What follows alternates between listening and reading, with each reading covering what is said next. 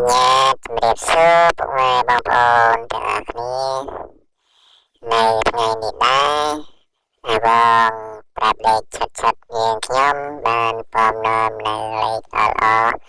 មកជូនពុកម៉ែបងប្អូនទៀតហើយតែមិនឈានដល់វីដេអូសូមពឹងបងប្អូនម្នាក់មួយ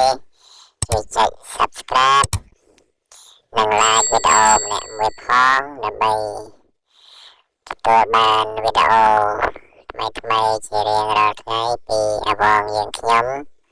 កុំភ្លេចណាបងប្អូនជួយចុចម្នាក់មួយផងដើម្បីឲ្យបានលេខល្អៗឆាត់ចាក់ចំហើយទាំងអស់គ្នាបងប្អូន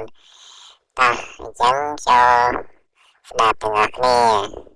អវងស្នោតចេញអីសរុបអវងស្នោតចេញអី86អវងស្នោតចេញអី25